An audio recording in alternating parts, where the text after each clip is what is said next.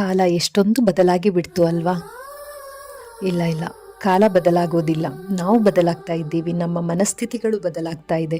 ಸಣ್ಣ ಸಣ್ಣ ವಿಚಾರಗಳನ್ನು ಸ್ವಾದಿಸುತ್ತಿದ್ದ ನಾವು ಇಂದು ಯಾವುದೋ ಕಾಣದ, ಕೈಗೆ ಸಿಗದ ಅಮೂರ್ತ ನಿರೀಕ್ಷೆಯಲ್ಲಿ ಮುಳುಗಿ ಹೋಗಿದ್ದೇವೆ. ಅಲ್ರಾಮ್ ಅಂದರೆ ಏನು ಅಂತಾನೆ ಗೊತ್ತಿಲ್ಲದೆ ಇದ್ರೂ ಅಮ್ಮನ ಕೂಗೆ ಅಲ್ರಾಮ್ ಆಗಿರ್ತಿತ್ತು. ಆದರೆ ಅಮ್ಮನ ಗಡಿಯಾರದಲ್ಲಿ ಸಮಯ ಯಾವಾಗಲೂ ಕನಿಷ್ಠ 2 ಗಂಟೆಗಳ ಕಾಲ ಮುಂದಿರ್ತಿತ್ತು. ಅಡಿಕೆ ಹಾಳೆ ನಮ್ಮ ದೊಡ್ಡ ಆಟದ ಬಂಡಿಯಾಗಿದ್ದರೆ ಹಾಳಾದ ಸೈಕಲ್ ಟಯರ್ ನಮ್ಮ ಲಕ್ಸುರಿ ಆಗಿತ್ತು. ಆಟೋಪಕರಣಗಳ ಊಹೆಯೂ ಇಲ್ಲದ ನಮಗೆ ನಮ್ಮ ಸುತ್ತಲಿನ ಪರಿಸರದಲ್ಲೇ ಹೆಸರೇ ಇಲ್ಲದ ಸಹಸ್ರ ಆಟಗಳನ್ನು ಸೃಷ್ಟಿಸಿಕೊಳ್ಳುವ ಸಾಮರ್ಥ್ಯ ಇತ್ತು ಮತ್ತು ಅದರಲ್ಲಿ ನಿಜವಾದ ಸಂತೋಷವಿತ್ತು. ಯಾವುದೇ ವೇಳಾಪಟ್ಟಿ ಇಲ್ಲದೆ ನಮಗೆ ಸೂರ್ಯೋದಯವೇ ದಿನದ ಆರಂಭ, ಸೂರ್ಯಾಸ್ತಮವೇ ನಮ್ಮೆಲ್ಲ ದಿನದ ಸಾಹಸಗಳಿಗೆ ಅಂತ್ಯ ಹಾಡುತ್ತಿತ್ತು. ನಾವು ದಿನವೆಲ್ಲ ಆಟ ಆಡ್ತಾ ಇದ್ವಿ. ಸಮಯ ಸಿಕ್ಕಾಗ ಮಾತ್ರ ಪುಸ್ತಕ ನೋಡ್ತಿದ್ವಿ. ಸತ್ಯ ಹೇಳ್ತೀನಿ, ನೋಡ್ತಿದ್ವಿ ಅಷ್ಟೇ. ಆದರೂ ನಮಗೆ ಸಾಮಾನ್ಯ ಜ್ಞಾನ ಅನ್ನೋದಿತ್ತು. ಸಂಸ್ಕಾರ ಅಂದರೆ ಏನು ಅಂತ ಗೊತ್ತಿತ್ತು.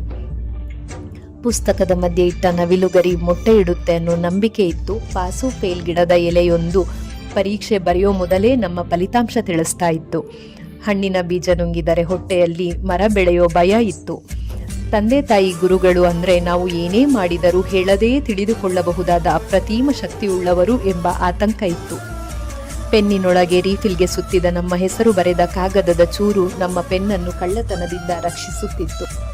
ಅನ್ನದ ತಿಳಿ ಗಮ್ ಆದರೆ ಹಸಿರೆಲೆಯ ಕರಿ ನಮ್ಮ ಸ್ಲೇಟ್ಗಳಿಗೆ ಹೊಸತನ ತರುವ ಪಾಲಿಶ್ ಆಗುತ್ತಿತ್ತು. ಎಲೆ ಅಡಿಕೆ ಹಿರಿಯರಷ್ಟೇ ಹಾಕಬಹುದಾಗಿದ್ದಂತಹ ಸವಲತ್ತಾಗಿತ್ತು. ಹಿರಿಯರೆಲ್ಲ ಮಾತನಾಡುತ್ತಿದ್ದರೆ ಕುಳಿತು ಕೇಳಿಸಿಕೊಳ್ಳುವುದು ದೊಡ್ಡ ಅಪರಾಧವಾಗಿತ್ತು. ನಾವೇನಾದರೂ ಬಿದ್ದರೆ ಆ ಜಾಗಕ್ಕೆ ಉಗಿಯಲೇಬೇಕಿತ್ತು. ಹಾವಿಗೆ ಬೆರಳು ತೋರಿಸಿದರೆ ಬೆರಳು ಕಚ್ಚಿಕೊಳ್ಳಲೇಬೇಕಿತ್ತು. ಮಳೆ ಜಿಟ್ಟೆ ಮತ್ತು ಕಪ್ಪೆಗಳು ನಿಖರವಾದ ವೆದರ್ ಫೋರ್ಕಾಸ್ಟರ್ಗಳಾಗಿದ್ದರು. ಆಲಿಕಲ್ಲುಗಳೇ ಐಸ್ ಕ್ಯಾಂಡಿಗಳಾಗಿತ್ತು. ಎಕ್ಕೆ ಹೂವಿನ ಮೊಗ್ಗು ಪಟಾಕಿಯಾದರೆ ಕಳ್ಳಿ ಸೊನೆ ಮತ್ತು ಅದರ ಕಡ್ಡಿ ಬಬಲ್ ಮೇಕರ್ ಆಗಿತ್ತು. ಚಂದ ಮಾಮ ನಾವು ಹೋದಷ್ಟು ದೂರ ನಮ್ಮನ್ನು ಹಿಂಬಾಲಿಸುತ್ತಿದ್ದ. ಚಪ್ಪಲಿ ಅಡಿಗೆ ಮಣ್ಣು ಮೆತ್ತಿದರೆ ಅದು ಹೈ ಹೀಲ್ಸ್ ಆಗುತ್ತಿತ್ತು. ಯಾವುದೇ ಗಾಯಕ್ಕೂ ಲಂಟ ನೆಲೆಯ ರಸ ಮದ್ದಾಗುತ್ತಿತ್ತು. ತೆಂಗಿನ ಗರಿಯಲ್ಲೇ ವಾಚ್ ಆಗುತ್ತಿತ್ತು. ಕ್ಯಾಮ್ರಾ ಇರಲಿಲ್ಲ, ಆದರೂ ನಗೋದು ಗೊತ್ತಿತ್ತು.